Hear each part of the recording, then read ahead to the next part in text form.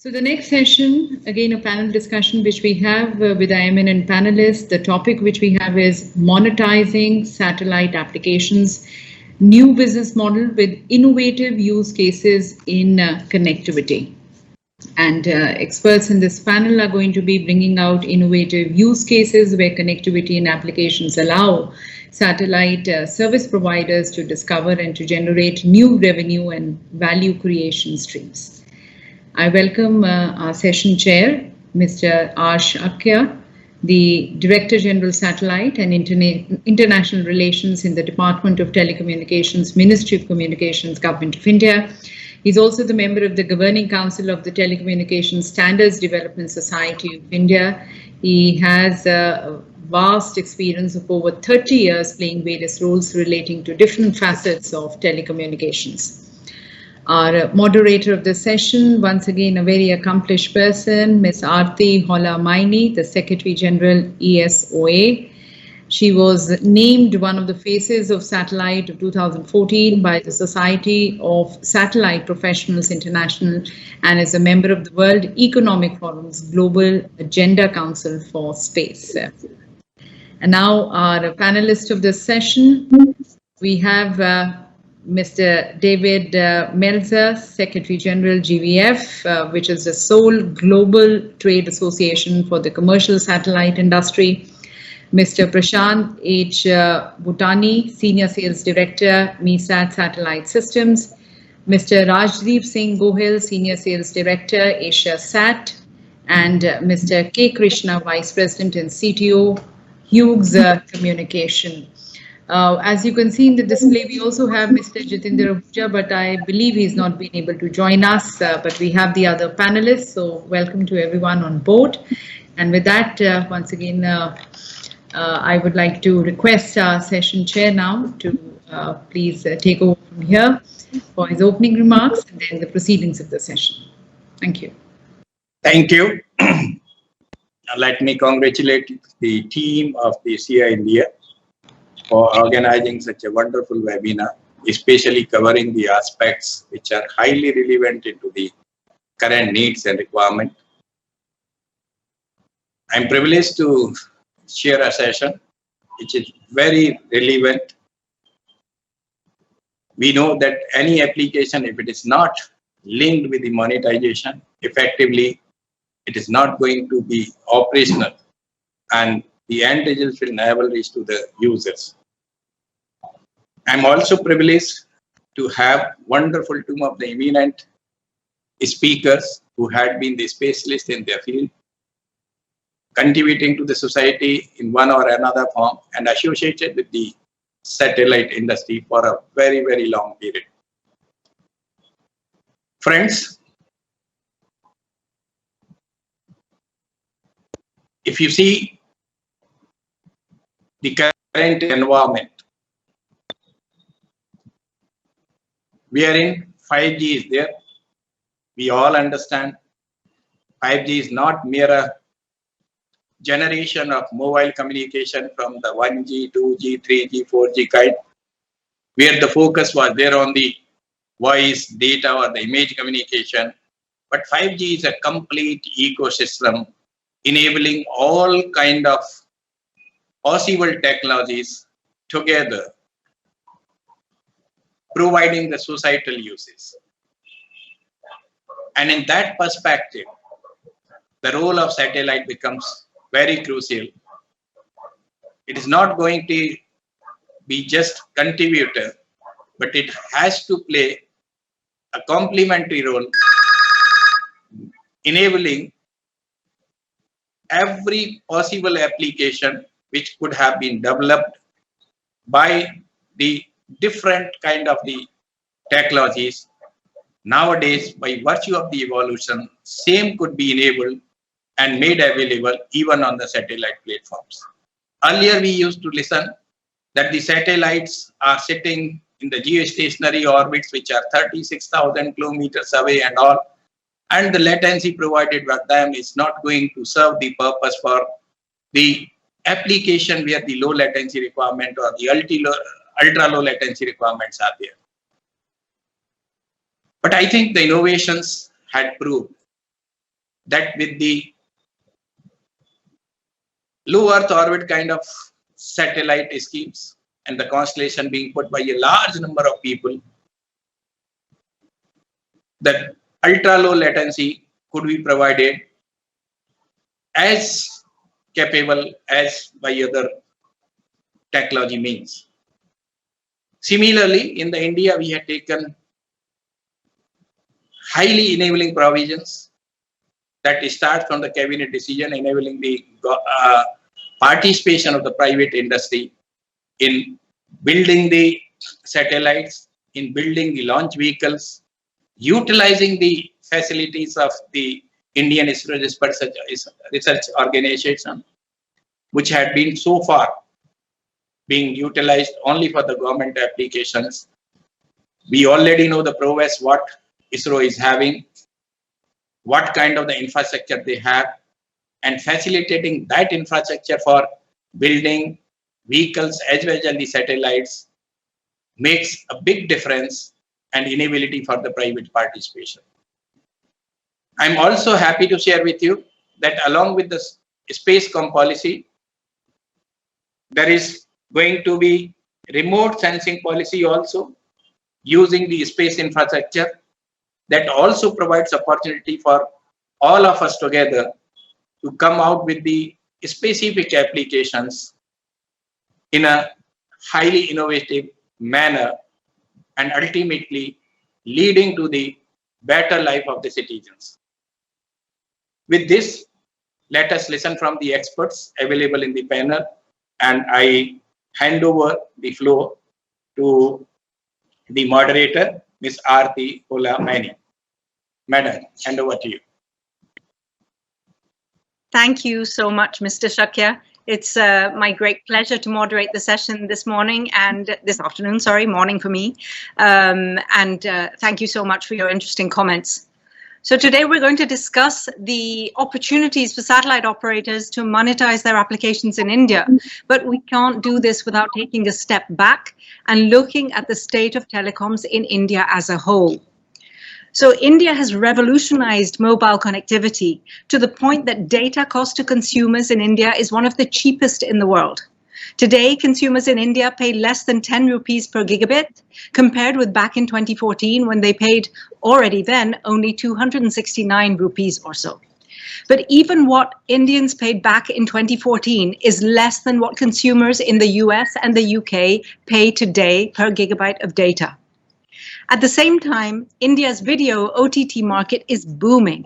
Not just the top favorites like Disney+, Hotstar, Amazon Prime, and so on, but there is also a plethora of local and regional OTT providers. Sony Live, Voot, Z5, Eros Now, just to name a few, and they are all cashing in on the opportunity as well.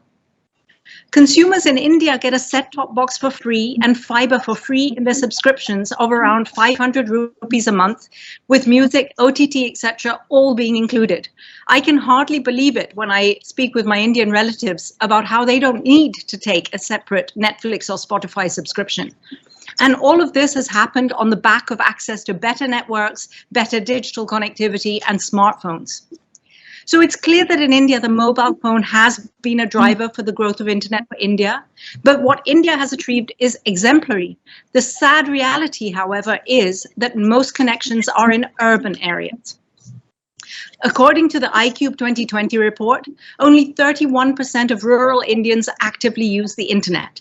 That means that around 70% of rural India has yet to be connected despite efforts of BSNL and the government's Wi-Fi Chupal program. The situation has worsened with COVID, and we know that the digital divide has greatly contributed to the regression in learning that India is facing right now. This is devastating, especially when we think of the great strides that India had achieved in terms of universal access to elementary education since 2005. I haven't yet mentioned the frightening rate of urbanization in India, which has increased from 27% back in 2001 to an estimated 45% in 2021, bringing with it, of course, all the other problems like extreme congestion, pollution, and so on. Now, satellite is an obvious answer to India's digital divide, And this is clearly reflected in the former ISRO chairman Kiran Kumar's statement a few years ago when he said that India only has half the satellites it needs to meet its needs. But against a background of mobile operators who are basically following the money in urban areas and government policies which want to preserve the positioning of the domestic space industry against competition from the outside, what chance does the private satellite industry in India really have of driving much needed digital progress for the masses in India? We're going to discuss these issues with an esteemed panel, and I'm delighted to be joined by my colleague David, Secretary General of GVF, Prashant, Senior Sales Director at MEASAT, Rajdeep Sinh Gohil, Senior Sales Director at AsiaSat, Krishna, VP and CTO of Hughes Communications India, and I think, unfortunately, Jitender Ahuja was not able to join us from NELCO. But thank you to all of you for joining me, and let's get into the discussion. So as well as providing C-band directly to, I think it's 200 plus linear TV channels in India, AsiaSat provides Ku band capacity via ISRO NSIL, and NELCO is commercializing it to connect, for example, more than 60,000 remotes in India, including offshore oil rigs. Similarly, we have Hughes, a vertically integrated provider offering digital cinema, education, SME broadband services, but doing so via SES, so a competitor's capacity, which it also has to buy from ISRO. Meanwhile, we know that companies like Inmarsat had to go to the great expense of building a gateway in India, but still, even they have to sell their capacity via ISRO. So all of this complexity adds cost and for sure does not benefit the consumer. So the first question I would like to ask the panelists is, how important is liberalization for the satellite sector to your future business in India? So just a quick fire round to start with, and if you could each take 2 minutes to tell me what liberalization means for you. Krishna, can I start with you? Yeah, sure. Thanks, Aarti, and thanks. I really thank the organizers for putting this together. It's come as I viewed it yesterday. Also, it has come out as an excellent event. Hope you'll all enjoy it today as well. Just to quickly answer your question, I think we've been talking about liberalization for quite a while. I think in the current context, the liberalization means what it means to us as Hughes in India specifically is free availability of capacity.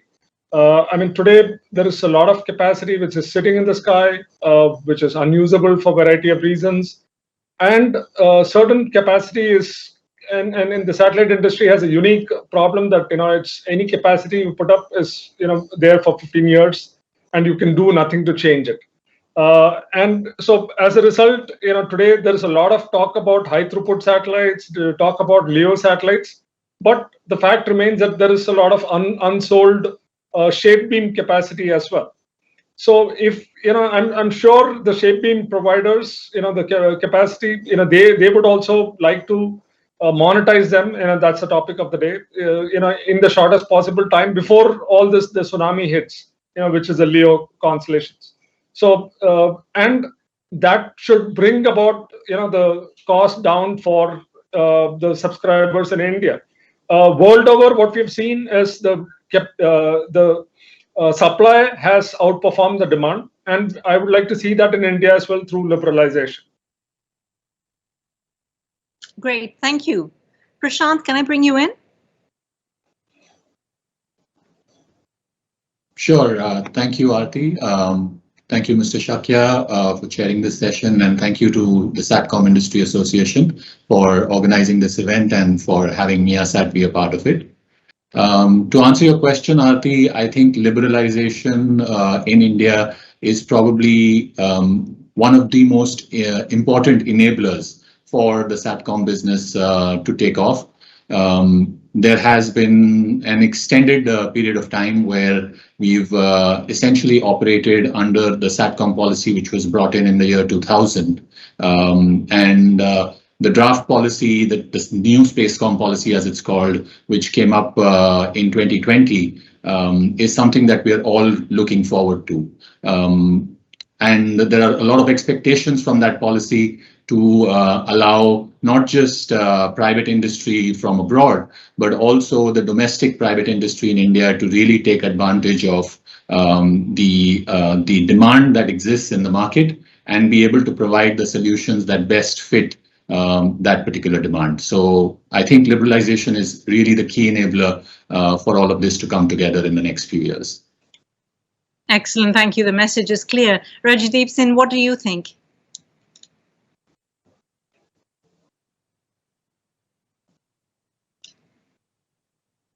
Do we have Rajdeep with us?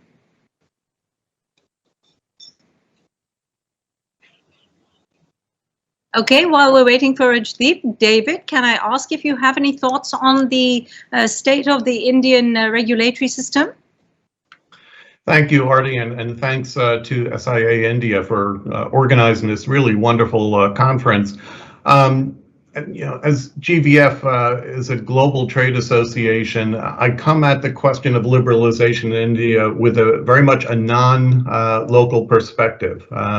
Having seen the benefits of liberalization in many, many countries around the world, I think one of the key aspects that was mentioned earlier on the previous panel is to what extent, if any, and hopefully none, are local requirements such as Buy India, are they proving to be barriers? It's important to promote local participation, certainly, but not at the expense of restricting capacity availability to the hundreds of millions of Indians who, as we heard, currently lack access to the internet.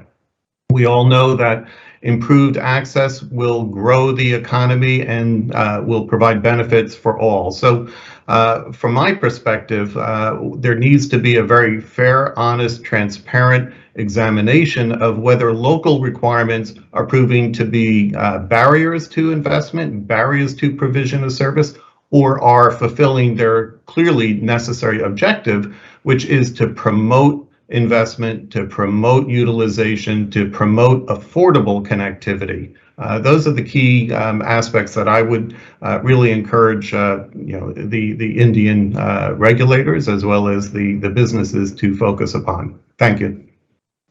Thanks, David. Rajdeep, do we have you with us? Can you share your thoughts on the matter?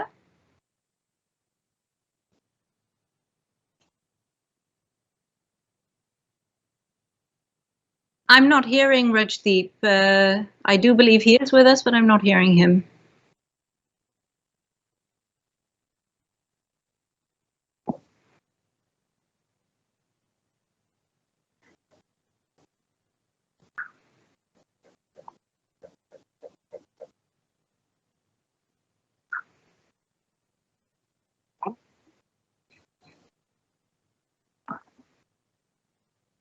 Okay. Okay, then while Rajdeep is joining on, let's carry on a little bit the discussion. We'll bring Rajdeep back.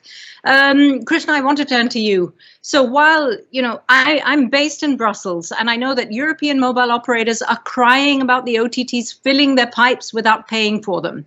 Indian MNOs, on the other hand, are successfully achieving every mobile operator's dream of providing mobile TV. Can satellite add any value to this? Krishna, what are your thoughts on that? Yeah, that's a very interesting question. Yes, definitely satellite can add a lot of value. I think you said it right. Why the European operators, they're crying for this is it chokes their bandwidth, especially on the access side. I mean, more access is one part of it, but on the backhaul as well, it really, the content chokes. And especially if people, this is unicast content, what we are talking about, right up to the edge. So, the more number of users are watching probably a football game or something like that. So it will multiply by the number of users. So I think today there are innovative models where you're able to, cache the whole content till the edge. And satellite can be a great mechanism of delivering that, or refreshing that edge cache periodically. But one of the strongest points of satellite is the ability to do such cache refresh by a multicast mechanism, which will free up all the backhaul bandwidth and still, be able to deliver, those kind of heavy content to the users, seamlessly, without taking up much of the network bandwidth. In fact, when we talk about this ultra low latency services, so how are, with this kind of heavy content, you can't get to ultra low latency without using such cache mechanisms, which are refresh and, the content being locally served. Today, people are talking about edge CDNs, and this is all about, and satellite can play a very, very important role in the edge CDN. Brilliant. Can you hear me? Excuse me. Yes, Rajdeep, are you with us now? Yes, can you hear me? I can. So we just had Krishna answering a question, but I did want to bring you in with your thoughts on liberalization and its importance in India. Maybe you can just share those with us. Oh yeah, excuse me for the technical glitch. I wanted to thank the participant for their very important time and paying attention to the session and coming here, and of course to the organizer of SIA, Mr. Shakya, for chairing the session. First of all, when we talk about liberalization, it's very important to understand in the inclusive manner before putting satellite in the front. If you look at today India's telecom or auto sector, the vibrancy of the sector is thanks to the liberalization that has taken in 1991-1992. And to be more relevant, AsiaSat has been providing satellite services to a first private TV channel since 1992, and that was ZTV. And you would be surprised, the policy at 1992 did not allow any Indian citizen to have their own private television channel. And therefore, Mr. Subhash Chandra has to take the NRI, become a non-resident Indian status and go on for a TV channel. So since then, we have seen the evolution of liberalization, how it has taken the quantum leap of growth in the broadcasting sector. Today, from the one to we have about 934 TV channels. And imagine the growth that telecom sector that you just mentioned, right? There's an immense growth. So liberalization from time to time, according to me, is looking at reforming the policy change, deregulating the markets, and it will only create more opportunity for the entrepreneurs in the country, and therefore more business, a better contribution to the economy, and higher employment opportunity. So I believe with that holistic outlook, similarly in the satellite sector as well, liberalization is very important. And that I would leave the regulators to look at it in checks and balance, that how do they enable the competitive landscape into satellite industry. Just for an example, if I had to look back and undo the liberalization that has been done in 1992, where they first enabled 50% FDI in the sector. Imagine if 139 million subscribers that we have to achieve using only BSNL or MTNL, right? It would have been very a challenging task for them in sort of investment, putting across infrastructure. So therefore, I believe that relevantly looking at the satellite sector today, which is not open in terms of end consumer to make a choice, it is still limited. So I believe that the liberalization in the satellite sector will only enable the industry and entrepreneurs and the services into the market. So I think from that aspect, I believe it is very quintessential. And we have a very wise regulators who can really look at it and sort of improvise the policy making for the enabler of the satellite sector in India. Yeah, that would be my take. Got it. Okay, thank you. I'm going to stay with you, Rajdeep, for another minute because I wanted to ask you a very specific question, knowing that you used to work for Airtel in the past. So we know that MNOs in India are following the money. That is in urban areas. And with urbanization, the urban areas in themselves are a growing market. So don't MNOs see rural areas as a loss-making prospect? Given that you work for Airtel, I wanted to ask, do you believe that there's any real interest from MNOs in India to connect rural India? So it's been quite some time since I left Airtel. So, but of course, I'm in touch with the Indian telecom scenario. But as you rightly said in the preface of your before you starting on the topic, that India is one of let's put it's the second largest telecom market in the world after China in terms of the subscribers. In terms of the cost per GB, as you rightly mentioned, I'll be very specific. It is about 4 rupee, which is half a cent per GB. And I'm sitting in Hong Kong. I pay equivalent 270 Indian rupee to have 1 GB. Look at the delta. Okay, so so Indian telecom market is absolutely one of the most affordable market and one of the second largest market. But that also put it the market into the fix. And what is that fix? So before our session, I was just looking at some of the numbers to refresh the relevant details from the market, and I understood from the TRI reports that today the tele density into urban area for the wireless is about 134.4%, so around 135%, whereas the rural tele density is about 58%. So that shows the delta into the authentic report that TRI produces on quarter. So that certainly says that there's a delta. But let's, for a moment, be very practical and realistic. Today, India is one of the second largest contributing market. The industry is telecom industry in all format, right? In terms of the FDI, in terms of the tax. Let's give it up to MNOs that today they contribute 5% to CSO. They're 5% of gross revenue to the CSO, which in turn go to the government and come back in form of CSO fund to connect the unconnected. So USOF fund comes where thereby again MNO comes and try to connect. So it would be fair to say that yes, MNO certainly wants to connect the rural India.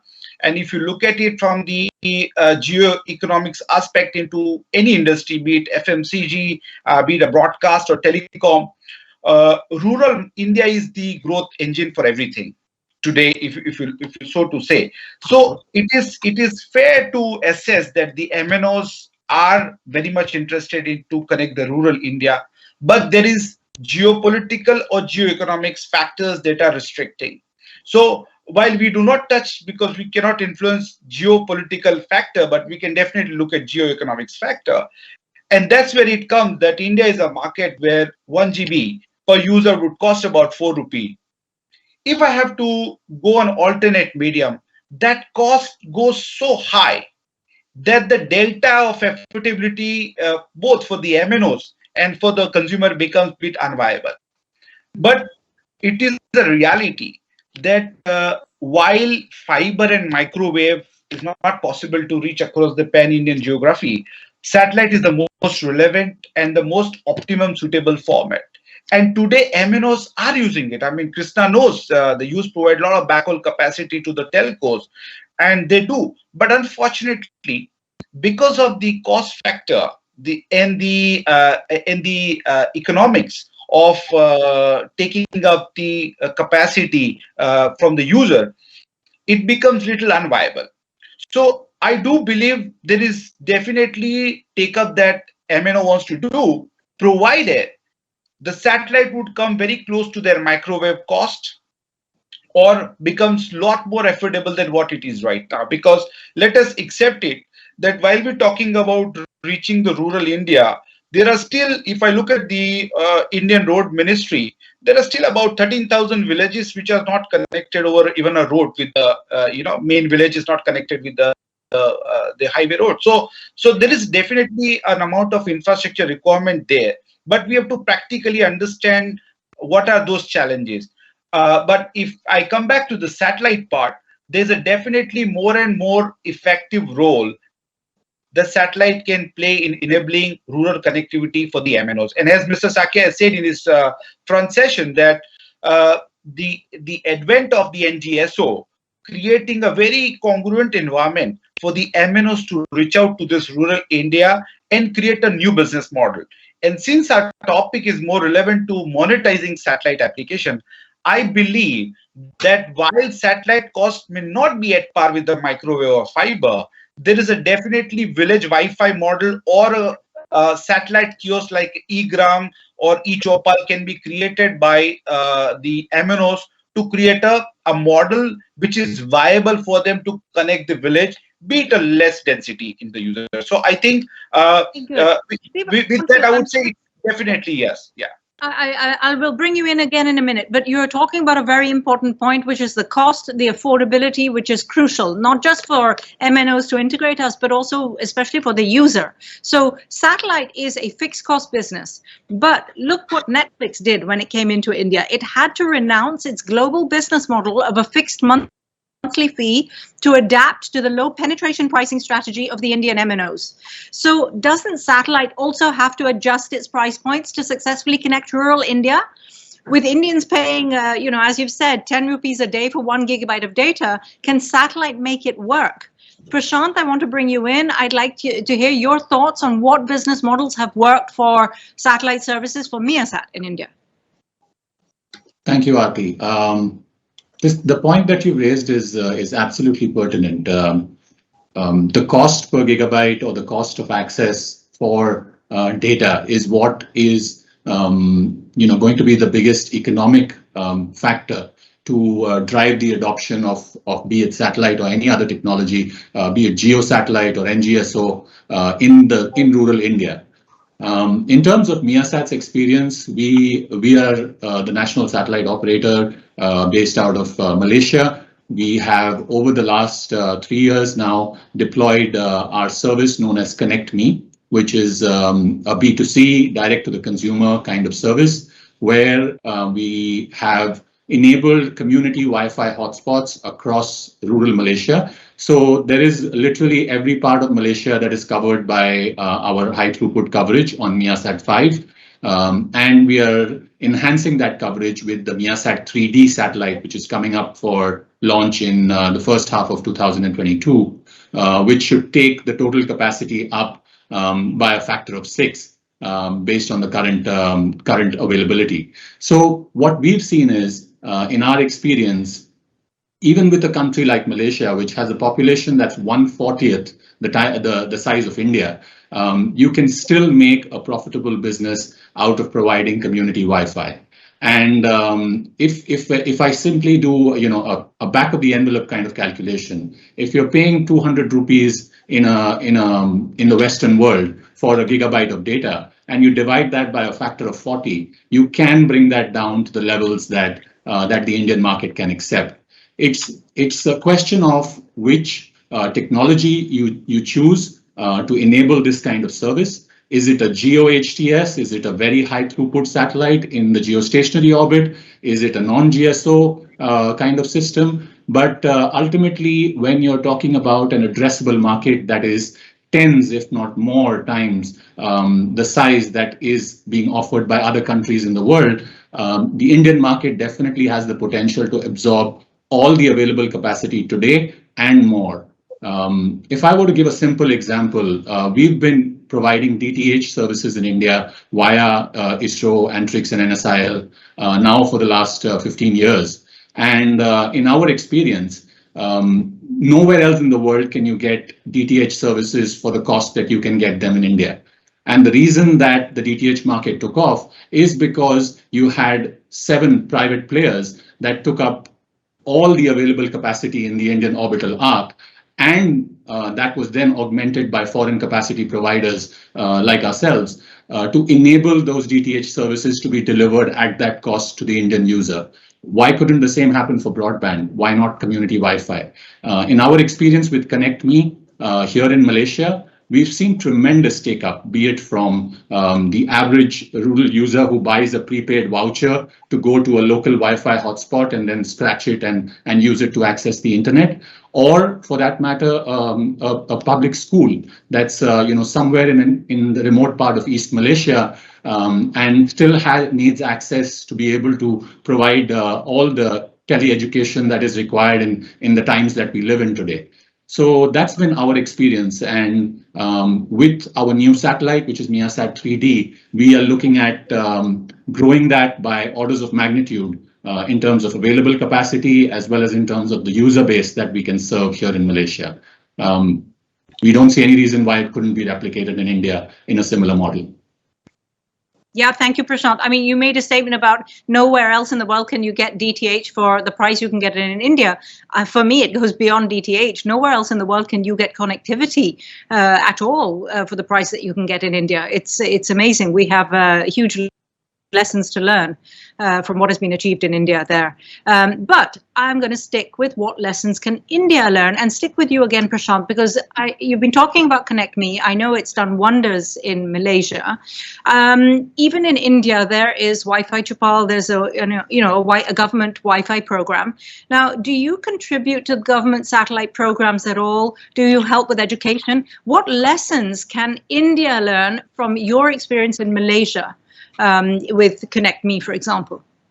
So I'll answer one part of your question first. We are very much, part of the INSAT system in the way that when there is capacity requirement which goes beyond what is available in the Indian orbital arc, our satellites are very much available and ready to augment that capacity via the processes that NSIL, Antrix, and ISRO have laid out for foreign satellite operators to provide that capacity. Again, a similar model could be followed when it comes to providing connectivity, when it comes to providing, projects like eChopal or projects like community Wi-Fi or distance education in the rural areas. And in addition to what we have today, we very much have our hotspot, which is 91.5 degrees east, very well placed over India, available for providing whether it's KU band capacity or in the future Ka band capacity for high throughput satellites. So that's something that's very much possible, and we are happy to enable that in whatever way we can. What lessons can India learn from the experience that we've had? I think India is doing really well. If you ask me, the model that was followed for DTH simply needs to be replicated for broadband. It needs to accommodate the technological advancements that have happened, be it NGSO systems or be it very high throughput satellites, and simply what is available in the Indian orbital arc. Again, I repeat myself, will get consumed by the insatiable demand for data that exists in rural India. Foreign operators like ourselves, I'm sure Rajdeep will agree, we are happy to augment whatever capacity is available with what we can serve. Brilliant, thank you. David, we were just hearing from Prashant about lessons learned from Malaysia. What about lessons learned coming from the US? As India looks to increase its broadband connectivity, the US has like 4 million users using satellite broadband, great policies that have worked really well. What lessons do you believe can be learned from the experience in, for example, the US? So I think there are at least 3 lessons, not just from the US, but other regulatory regimes around the world. The first one's already been touched upon, which is satellite has long been known to provide great connectivity. And the key question has always been, particularly when you're talking about connectivity to economically disadvantaged communities in the countryside, is that connectivity affordable? We've heard, the great experience in Malaysia around community Wi-Fi. I've seen in many other countries in Africa, in Latin America, where similar community Wi-Fi models have worked to recruit millions of subscribers. Affordable connectivity, not just in the cities, but certainly in the countryside where economic challenges are much greater. A key lesson learned in providing affordable connectivity is that the satellite operators need to be able to access universal service funds, which many regulators have created. Here in the United States, the Federal Communications Commission has recently awarded a number of licenses for the provision of rural connectivity via both terrestrial and space-based. And one of the major winners was a LEO system, SpaceLink, which is the Elon Musk SpaceX LEO system. So a key lesson learned here in the US and other regimes is that the satellite operators should be given access to universal service funds, which can certainly help make the connectivity affordable. A second lesson learned, again, not just in the US, but around the world, is that there needs to be a consistent, stable regulatory regime. The satellite industry, although not unique, I think is unusual in that before you generate $1, 1 rupee of revenue, you need to invest billions and billions of dollars in not just the satellites, the launch vehicles, the ground segment. If you're talking about a consumer network, you need to have your consumer-facing infrastructure, your service partners, service providers. To make that multi-billion-dollar investment, there needs to be stability in the regulatory regime. And frankly, when some governments talk about taking away spectrum rights that have been the basis for the multi-billion-dollar investment, that creates uncertainty, and that very much diminishes the attractiveness of that market.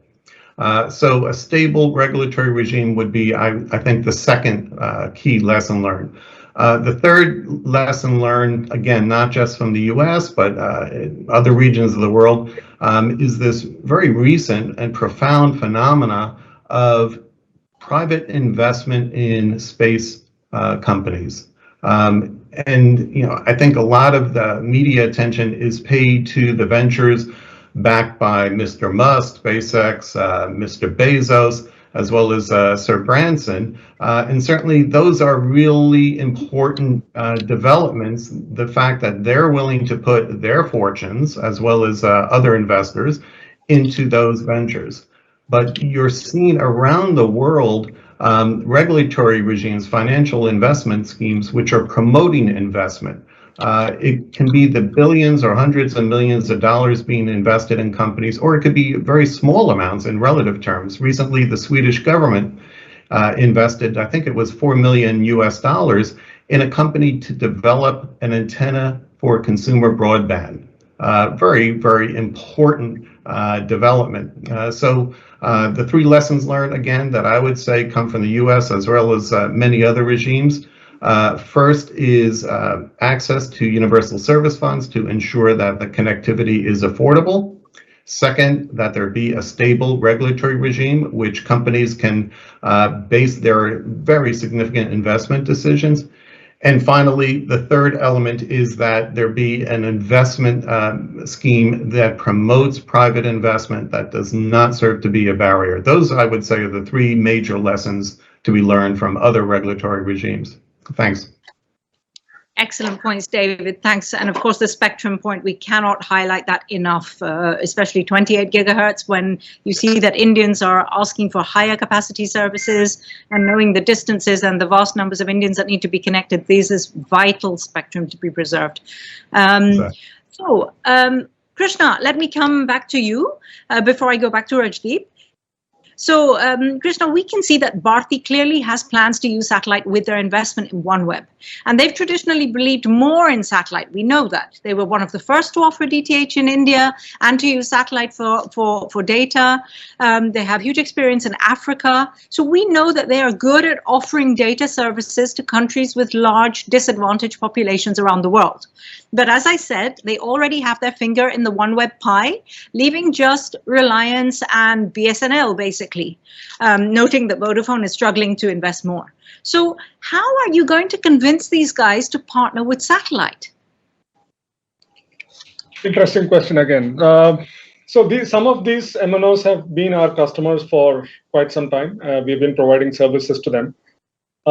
I think, so this was at a time when we were using shape beam capacity and ACPC channels and extending cellular backhaul to some of them, in the past. But obviously, first, things are changing. The high throughput satellites are now being available. So that brings the cost definitely down.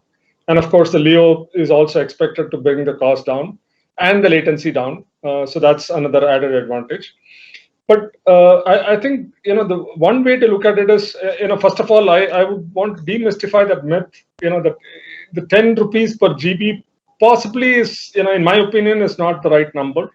More, why I'm saying this, it's a matter of packaging.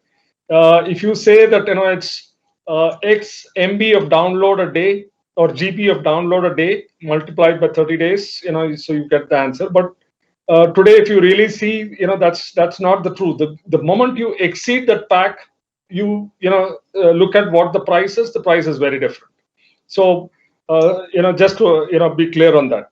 Also, what to the earlier point that you made, if you download content, that that 1.5 GB or 2 GB per day, that just evaporates. So definitely that's where satellite definitely can play a better role. I already explained that about the edge cache mechanism.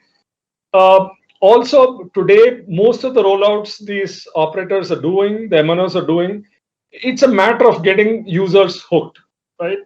So once users are hooked, they are going to use the network. They're going to more and more, the ARPUs are going to build up.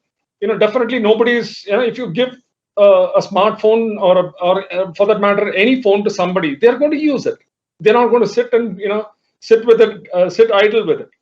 So I think that enablement is happening through, in various parts of the country and in the rural areas of the country. The BharatNet program is supposed to extend infrastructure to the mobile operators, which is another, form of help to them to roll out. So that's one. Second is they are also given subsidies in areas which are hard to reach. Again, for things like, they're rolling out 4G in these hard to reach areas. So that's, part of the answer. And the other part of the answer is, if you really see that, I don't think, so in any large network, you will have some, portion of the network with higher costs and some portion of the network with lower costs, and they kind of average. Now, you can't expect to make money out of every user in the network, cost-wise. It's not possible. So it's, as long as that average works out well, and you get the subsidy, and the satellite costs are going down day by day, I think it's definitely they will be interested. And that's, Eutelsat made a good chart that I saw, that the last 10 to 15% of the population, to reach them, it's going to be about 10 to 20 times more cost to reach that population, because any terrestrial form of infrastructure. Also Deepak gave a very interesting statistic that for a fiber to pass a home, it's $100 per pass. Whether you serve the customer or not. With those statistics, I think satellite, all you need is a satellite terminal, and you need a base station, to B in the case of 4G, just to provide connectivity. I think that's a very, very compelling proposition. And I think with all this liberalization taking place, we definitely expect the cost of satellite, bandwidth should come down. And when that happens, more and more MNOs will get interested, and they will roll out. So already, the math that we always do is, if there is anywhere beyond 2-hop microwave, satellite becomes attractive. So that's getting better and better with the cost of satellite coming down. So that will be my answer. Excellent. Thank you so much for the perspective, Krishna. It's a really, we can only hope that the MNOs really catch on to this, because I think that satellite is really key to unlocking connectivity for the rest of India. All right, so Rajdeep, let me bring you back in. I want to turn a bit to broadcasting and OTT. We know that the viewing habits of Indian consumers have evolved a lot in the last few years. Not only has short-form video content consumption on smartphones and social platforms been on the rise, but Indians are also, as I know very well from my own family, binge watching shows on various OTT platforms. So Rajdeep, in your view, in your experience, is DTH and cable TV in India dying? What role does satellite have to enable new business models here? Well, I'm glad that you threw the light on video side of the satellite, because over the last 2 days we've been talking on the network, and data, but less has been done on the video, and we forget that everyone who is celebrating the bronze medal that Indian hockey team has got, it has been just broadcasted over a satellite. And 1965, if I'm not wrong, when the 64, I think, Tokyo Olympics is when the satellite transmission started, if I recollect. So satellite has a very integral role in sort of video. And as you touch upon OTT, I mean, yes, we must accept the fact that OTT has come up a great way, giving advantage to the viewers of viewing the content anytime, anywhere. I think that's the most important part.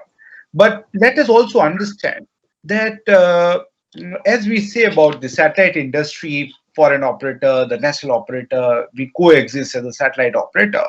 Similarly, OTT is complementing the current content distribution place. In some way, it is doing better, But at the same time, let us understand, if we limit ourselves to India, the OTT currently, the model of D2C that has been enabled is about a $300 million market.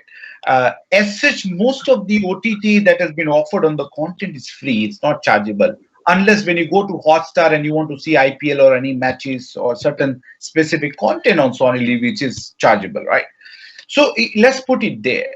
But when it comes to the overall Indian broadcasting landscape, let us understand that India has about 200 million TV households, okay, right now, out of which 67 million TV households are viewing the pay DTH, and we've got, of course, the free-to-air DTH in India, which is roughly around 35 million has been what envisaged to be using that free-to-air. Rest of all are on the cable TV, right? So you imagine that where the TV or a movie viewing is a family event. You can't replace it with the mobile. Yes, your teenager can definitely have new phone love for the gadget, and he can look at some of the content. But at the end of the day, if I look at even 2020, because I was speaking about 1992, how the private TV channels have evolved, you would be surprised that in 2020 the highest TV rating was of Doordarshan, because of Mahabharat and Ramayana. It was re-televised. After 20 years, it was re-televised and it was the most popular. So what it goes on to say is that the linear TV experience is still a greater family viewing event. And at the end of the day, let us accept it that we do want to watch sports on a larger screen. We would not enjoy hockey, football, cricket on a small screen, right? So OTT, while it is there to complement, linear and cable TV is here to stay. On the top of it, let me put it across that today the TV penetration in India is about 68 to 69%. 100 million TV households are yet to be connected. And if you look at DTH or a cable, in the case of DTH, as yesterday, I think Deepak very elaborately mentioned that how KU band satellite and just now I think Prashant also mentioned that enabled the proliferation of the DTH operator, and therefore enabling this many millions of TV household being empowered. I mean, let us accept it that the India that I used to live, I was bound by the cable operator used to give me the channel, I used to watch it. I was not the decision maker. He was the provider, right? Today with the DTH and with the new regulation of new tariff order, the consumer are empowered. So look at the role that KU band satellite is playing. And if you look at, go to the how foreign satellite operator has contributed, it's phenomenal, So DTH is certainly growing, giving more empowerment to the user. At the same time, the cable TV, which is supported by the linear television, or the broadcaster using C-band to distribute the content. So for example, let's take IPL, right? AsiaSat provided IPL distribution in early this year. With COVID, it stopped. Now it is going to UAE, right? So without the death of the distance, our same satellite will go to UAE and contribute the same feed to the viewers TV household in India. So look at the seamless role it plays. So if you look at the in this context holistically, satellite has been playing very integral role, and I'm sure many of the Indians may not realize that the sports and lot of smallest thing that they do, including the weather report, it is contributed over satellite. So totally, and that's I mean, we have always suffered from being an invisible infrastructure while mobile phones are literally in everyone's hands. And you highlight a good point there. Krishna, I wanted to get your thoughts on this question as well. Yeah, I mean, on a lighter note, I've heard this in almost every satellite conference. I think all the my video friends in a get-together, they want to kind of reassure themselves that linear TV is here to stay. So they ask the questions themselves and they answer the question themselves. I mean, that's just on a lighter note. I think Prashant is, agreeing with me. But I think on a serious note, definitely, I think, linear TV is here to stay. I agree with all the points that Rajdeep made. But also, I think what OTT really brings to the table is this anywhere TV concept, right? I mean, while your family is watching something, you're not interested in the content, and you just sneak into the bedroom, watch a different content. It could be a match, it could be sports, it could be a Netflix, it could be anything which could be live, which is not live. So I think both are going to coexist. It's not just right to say that it's linear TV is the only dominant factor. I think both will be there. So I think that's where a lot of these data satellites are also rightly positioned. So if there is a good model in which you could have a broadcast satellite, combining spot beams which take care of the data, I think both needs can be served very effectively. So I think that's where the future is headed.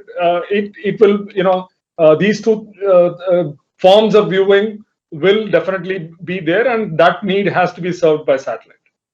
Great, thank you. So we have a question from President of SIA, Dr. Subbarao Pavuluri. I'd like to ask you that. What are the impediments that this panel sees that need to be removed to monetize satellite applications? And accordingly, what is it that SIA should work on in the future? Who would like to take that question? Prashant, we haven't heard from you. Can I bring you in? Sure, absolutely. I think it's a very pertinent question. It's definitely the need of the hour. And I think steps are already being taken in that direction, especially from what I recall, the new Spacecom policy, the draft that I remember seeing last year. And in addition to that, the changes that have been brought in the last telecom policy as well, where satellite is being seen as a key enabler for the last 5-10% of population to be connected. I think these are steps in the right direction. At the moment, what is it that stops new applications from being monetized, and especially in the Indian context? I think it's simply the enablement of sustainable long-term policy and giving satellite operators, be it Indian or foreign, the ability to make long-term investments into the country and provide their capacity for whether it's data connectivity or video. Just to add to what Krishna rightly mentioned, even as we at MEASAT have are moving from a traditional video satellite service provider to a data service provider, to an ISP in some ways, a satellite ISP now, we continue to see video as the dominant traffic, even on our data service, even on our B2C service. So at the end of the day, whether the pipe is a traditional linear satellite or whether the pipe is a high throughput satellite for broadband, the content is video, and that's really what is driving growth across the board. So that's what I would say needs to happen, or these are the things that will enable the next wave of growth for the Indian market. Great. Okay. I have another question from the participants who are following the event. Everybody agrees that satellite operators need to review prices and business models for India to adapt to the scale and at the right price. So India will absorb all the capacity and more. We know that. So what is stopping satellite operators from doing this? Krishna, do you want to take that question? Sure. I mean, yeah. So, couple of things. One, I think I said in my opening remarks that the supply has to outperform the demand, and that the only way. I mean, today I feel the supply is definitely artificially throttled. I think for a life of the satellite, I mean, in the case of Geo, it's going to be probably 15 years, and in the case of Leo, it's going to be 5 years. So you have to commit to capacity, for a longer term. And that supply has to be available. It should not be throttled. I think that's what the policy needs to really enable. I don't think we need to make that distinction of within private, Indian and foreign. I think enabling the private industry. I mean, I had a very interesting statistic that 37% of the entire satellite space is commercial in nature. The balance 63% is all where the military and the strategic use of satellite, is there. Out of the 37%, most of the governments have, gotten out of this, kind of controlling this 37%, leave alone being a canalizing agent, in any way. I think that really has to happen for the sector to grow, and then once the satellite operators have an assurance that they can sell the capacity what they have built, because it's a very difficult proposition to have something on the drawing board to up in the sky. It takes about 4 to 5 years. So if you can't predict what's going to happen in that time, so either you can be too early or you can be late. Both can happen, right? And nobody wants to miss the bus, so they all put capacity in advance in the hope that the law will change, the policies will change, things like that. But people have burnt their fingers, and today the hard fact is, while we are all talking about LEO satellites and GEO satellites, etc., today the hard fact is there is no capacity or very little capacity. If you really want to go buy capacity, it is very little. I mean, I play the role of buying capacity for Hughes. So I know for a fact that there is very little capacity that's available because of this reason. That's one. Second is, I think we already touched upon spectrum. Reserving spectrum is very important. Third, I think I've said this in the past, there are too many taxes. So that needs to be rationalized. We today pay one way or the other. We pay, the levies are close to about 50%, and that's very high. And fourth element clearly is the ease of doing business. I think David rightly summed up some of those. I think the time taken to get licenses, the time taken to from the time you sign up with a satellite operator to operationalize a network, it's very important. I mean, satellite is the quick deploy option when it compares to any other form of medium, any other media. So if the satellite deployment takes so much time, the customer is unwilling to wait. So I think that's the other element. So these four elements, if they are addressed, I think we'll have enough of capacity at the right price, and a lot of these applications can flourish. That's my opinion. Brilliant, thank you, Rajdeep. Come in on the same question. What is stopping you? Well, nothing is stopping us. I think Krishna has very rightly summed it up that we as a satellite operator are very keen to work with the end user, but there are a framework that has been put into the place. So if the service provider has been asked for an advance before even he has acquired the customer, I don't think so in the current competitive landscape that kind of approach will work or make it as end service provider an enabler to do the business over a satellite. So I think having said this very practically, it is very important that the service provider should get an opportunity and access, and a satellite service provider should get a visibility to provide the services. Because for us, let us understand that while I'm looking at my beam over India, I have my colleague who is looking at selling the same beam in other region, right? I can't keep holding back here, there. So it becomes very, very, very difficult proposition from the satellite operator outlook, right? And as Krishna has rightly said that, let us accept it that as a satellite operator, we commit millions of dollars right up front, and if you do not have a visibility beyond a 1 year, you would not have satellite operator committing those many dollars, in form of the spectrum of capacity over the region. So I think it's very important that we get opportunity whenever there is an opportunity. We're not saying give us the first opportunity. Give us, if not equal, whenever the opportunity is there. And second, make the regulatory a lot more shorter window, because we understand that, like Krishna said, the service provider, they go pillar to post to take the approval, and sometimes the WPC window is not open. You see, those are the practical challenges. I mean, I've seen 2 years it was not open, and people have contracted, and for 2 years they've been looking at each other, and you cannot sell capacity elsewhere, they cannot take it. So those are the challenges that we face, and I believe looking at reviewing the policy making, I think will make it a lot smooth for the service provider and satellite operator to provide services. I think, yeah. Thank you. So the organizers are telling me we're almost out of time. David, I wanted to bring you in for a last comment on this point. Thank you, and I'll keep it very brief. Quite simply, the way to lower price is promote competition. That is a truism around the world.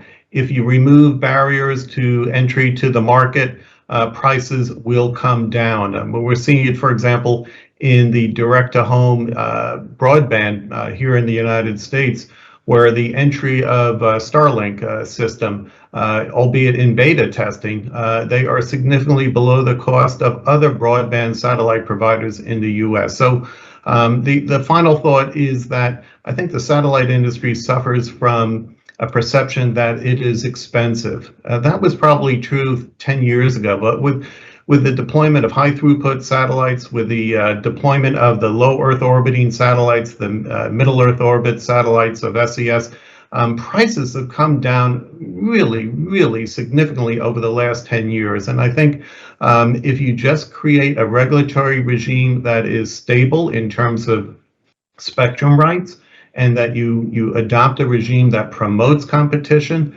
you will see, certainly, as we're seeing in other countries, affordable broadband connectivity being available, not just for the urban populations, but for people in remote communities that often are economically disadvantaged compared to their fellow citizens in the cities. That's it. Thank you. Thank you, David. That was great. I wish we could carry on. There are so many interesting issues to explore and to continue discussing. Unfortunately, we're out of time. I want to thank all of you. Thank you for your time. Thank you for entertaining us with your thoughts on these interesting issues. And finally, my thanks to SIA. Thank you to Anil, Rajiv, and the SIA team for inviting me to moderate this session. Thank you very much. Thank you. Thank you, everyone. See you. Thank you. Thank you. Yeah, I think as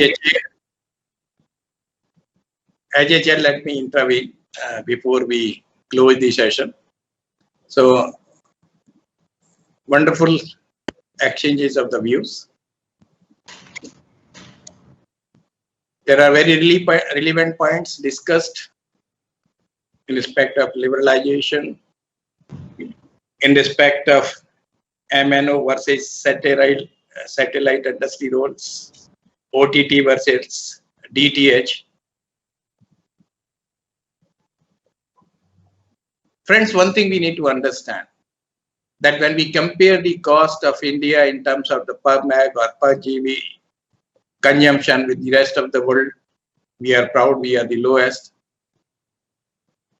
And when it comes to the connectivity in the rural, we forget that the per capita income of the rural of India is not similar to the per capita income of the rest of the world. So we understand there is a gap. Let me also share, being the part of the government, Ms. Aarti started the talk with the requirement of the larger penetration of the broadband in the rural. Let me share the fact, the growth of the broadband in the rural is more than 2 digits in comparison to a very small growth in the urban. So I am very confident with the vision, whatever we love the Prime Minister envisioned, that we are going to have a fiber reach to each village, this gap will get certainly filled, and we will have much more penetration in the rural, and every citizen will be getting benefited.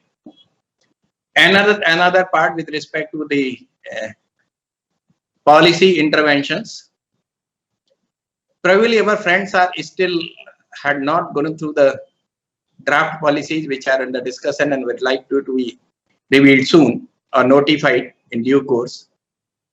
The draft SpaceCom policy, which specifically detailed out how the NGSOs are going to work. Similarly, the draft remote sensing policy, that also brought out the roles clearly. The NDCP 18 categorically says how the satellite is going to be used in the country.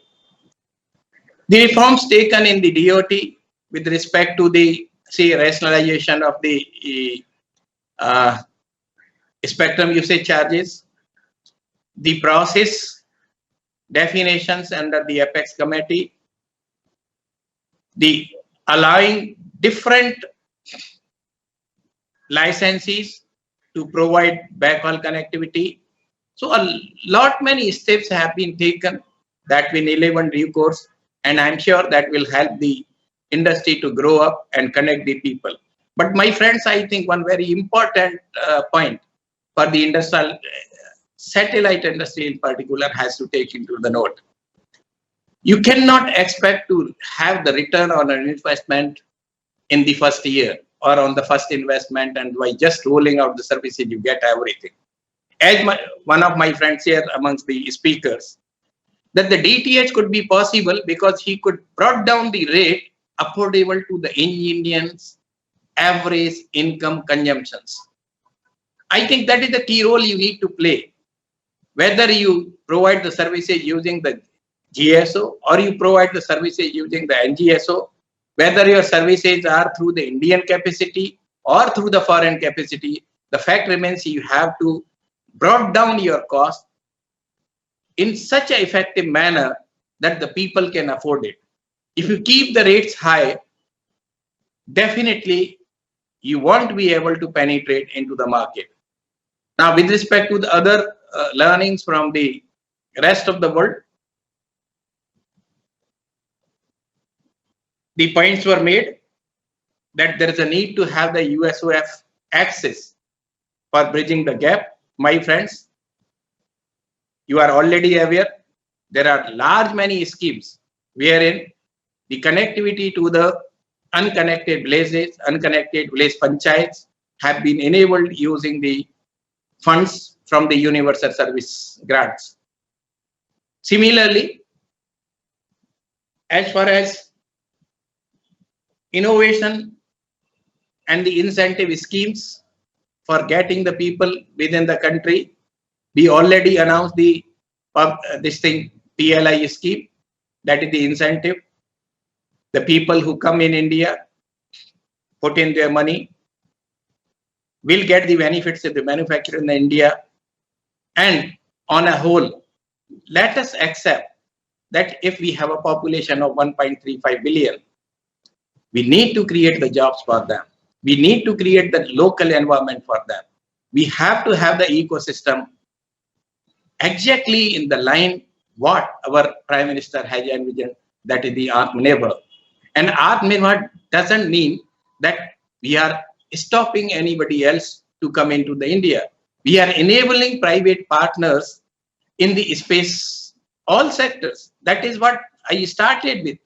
Please invest in manufacturing the satellites, in launching the satellites, in building the satellites, in building the launch vehicles, and also in developing the applications, India-specific use cases that will enable the economy to the satellite industry. If you are trying to sell what you have, only the, say, space segment and rest of the things goes and to be covered by somebody else, the ecosystem doesn't get completed. So please have investments done in India using the various mechanisms. The investment in the telecom sector, you already know, you can go to have any amount with up to 49% automatically, and beyond 49 only you need the government interventions. So I think we all are open to you. The suggestions made in the group, we do take forward, we discuss, and as far as policy is concerned, I think once the Spacecom policy, the other relevant related things comes in light, you will have the complete visibility. And I wish that we will have the contribution from the satellite industry much higher than the what today it is. And I will be more than happy to see that you are going to create a competition, not only the complementary role in connectivity with the, say, the mobile network operators or the content service providers. This is what you need to enable yourself. We as the government will play our role, but as industry also have to come together, come with the innovative tools, innovative skill set, and with new India-specific use cases, and probably we will have the success in this. I think with this, I conclude from my side, and thanks the Satellite Industry Association, especially Mr. Prakash and his team, and a special thank to the moderator who has nicely conducted the program. The eminent speakers had put forth their views. We value them, we respect them, but we do have the right to differ with certain observations made by them, which are not in line with the policies or which are not factual in nature, not necessarily that the tool created in the rest of the world is applicable to us in the same manner. We need to weave ourselves, our requirements, and the Indian market is not just a market. We are a society in ourselves. We need to create Indian uses for the Indian public and the platform for the rest of the world from the India. With this, I conclude, and thanks again.